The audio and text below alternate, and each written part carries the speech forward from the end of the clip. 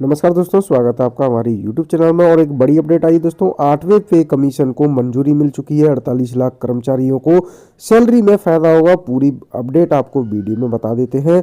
तो दोस्तों, गुरुवार को कैबिनेट बैठक के बाद केंद्रीय मंत्री अश्विनी वैष्णव ने बताया कि प्रधानमंत्री नरेंद्र मोदी की अध्यक्षता में केंद्रीय कर्मचारियों को बड़ी राहत देते हुए 8वां वेतन आयोग लागू करने का फैसला ले लिया गया है। 8वें वेतन आयोग के गठन से कर्मचारियों और पेंशनर्स को लाभ होगा। केंद्र सरकार ने बजट 2025 से पहले ही सरकारी कर्मचारियों को बड़ा तोहफा दे दिया है।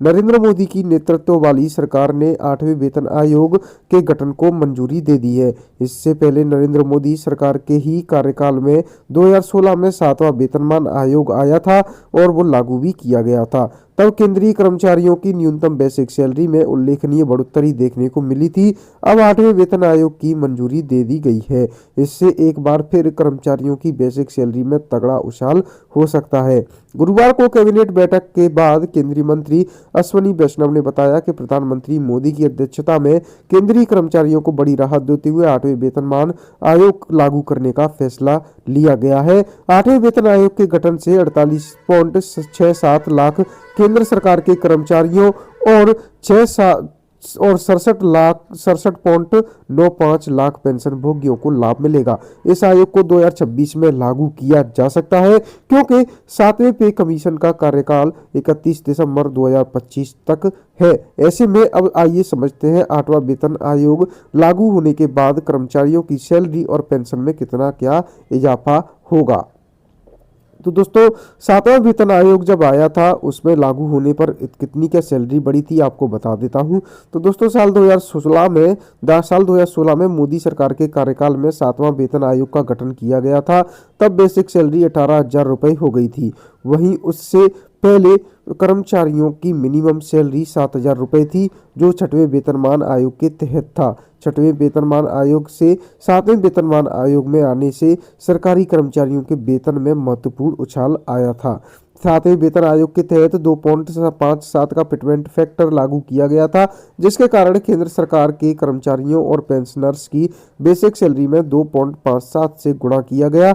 यह उनके मूल वेतन में 2.57 की बढ़ोतरी के बराबर था। इसके विपरीत 6वें वेतन आयोग की में फिटमेंट फैक्टर 1.86 था, जिससे सरकारी कर्मचारियों की बेसिक सैलरी में 1.86% की बढ़ोतरी थी। अब 8वें वेतन आयोग के लागू होने के बाद फिटमेंट फैक्टर में एक और बदलाव हो सकता है। वेतन में कितनी क्या बढ़ोतरी होगी आपको बता दें। तो दोस्तों, अगर फिटमेंट फैक्टर को भी बढ़ाया जाता है तो यह 2.57 से बढ़कर 2.86 किया जा सकता है, जिससे कर्मचारियों की बेसिक सैलरी में जबरदस्त उछाल हो सकता है।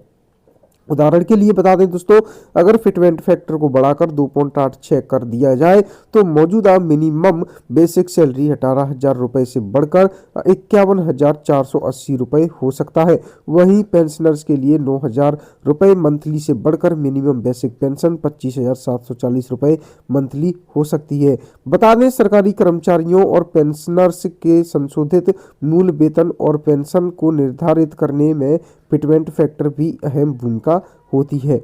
7वां आयोग के तहत सैलरी कैलकुलेशन अगर करें तो वर्ष 2016 में न्यूनतम वेतन 18,000 रुपये प्रतिमाह था। अधिकतम वेतन 2.5 लाख रुपये प्रतिमाह कैबिनेट सचिव के लिए है। फिटमेंट फैक्टर मूल वेतन का 2.57 गुना होगा तो भत्ते में एचआरए और अन्य भत्तों के साथ ग्रेजुएटी सीलिंग 20 लाख रुपए डीए के आधार पर आवधिक वृद्धि के प्रावधान के साथ मिलेगा। पेंशन में दोस्तों, न्यूनतम पेंशन 9,000 रुपये प्रतिमाह महंगाई भत्ता मिलता है इसमें अपडेट के साथ। जैसे ही अपडेट होता है उसमें भी महंगाई भत्ता जोड़ दिया जाता है। 6वां वेतन आयोग के तहत सैलरी कैलकुलेशन थी आपकी वर्ष 2006 में न्यूनतम वेतन 7,000 रुपये प्रतिमाह था। अधिकतम वेतन 80,000 रुपये था सचिव स्तर के लिए। फिटमेंट फैक्टर मूल वेतन का लगभग 1.86 गुना हुआ था और भत्ते में एचआरए और अन्य सर्विसेज ग्रेजुएटी सीलिंग 10 लाख रुपए थी।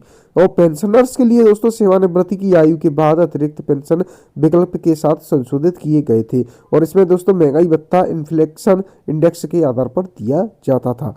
तो अब 8वें वेतनमान आयोग में क्या और जोड़ा जाएगा आपको बता दिया जाएगा।